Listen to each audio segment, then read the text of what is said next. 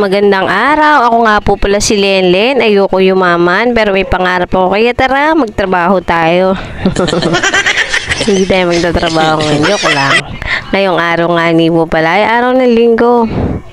Tuwing linggo po ay nagja-jogging kami. Pag umaga. Mga 5:30 na po yan. Sa Memory Garden po kami nagja-jogging. Ayan po. Araw-araw po may nagja-jogging po dito.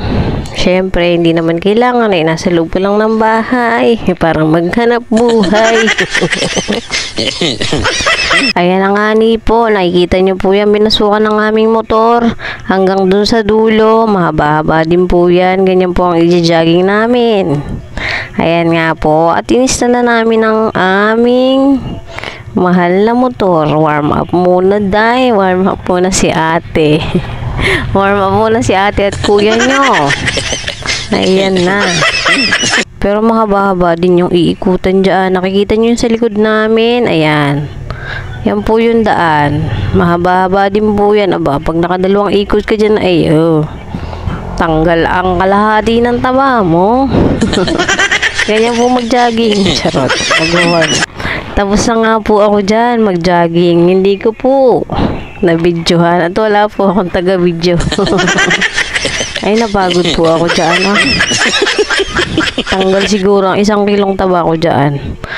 Ang ginawa ko nga ni po, habang nag-jogging si kuya mo, ay, ayun, nag-exercise na lang ako din eh. At anong hirap palang mag-jogging. Pinagpatuloy ko lang po yung pag-exercise ko dyan. At yan, nakatatlong ikot na ang kuya nyo na yun, nasa likod Pero nag-exercise pa ang ating dyan.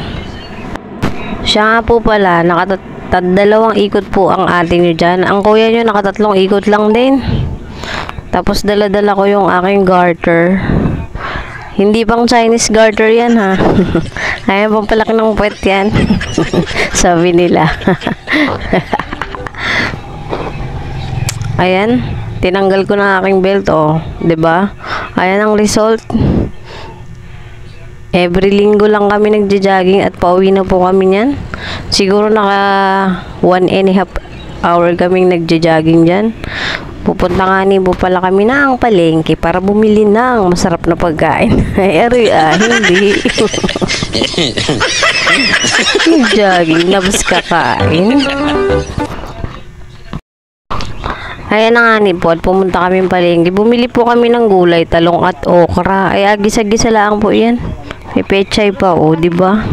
Kompleto na. Pagkatapos nga ni po, syempre, gumawa ako ng straw bag. Ang dami yan, hapon na yan, gabi na madaling araw inabot. Marami po talaga akong gagawing straw bag kasi po yan lang po ang libangan ko dito. Wala pong ibang libangan. Hayaan nyo at maghahanap kami ng ibang libangan ng kuya nyo. Ang kuya nyo ay nakagawa na ng bag din. Magaling na siya matuto. Madali lang daw yan. Siyempre, madali lang talaga pag ikaw ay gustong matuto sa isang bagay. Lahat ay pwedeng aralin. Huwag ka lang maging tamad. Maging masipag ka dapat araw-araw.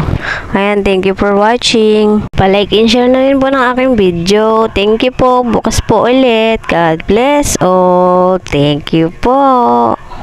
Bye-bye.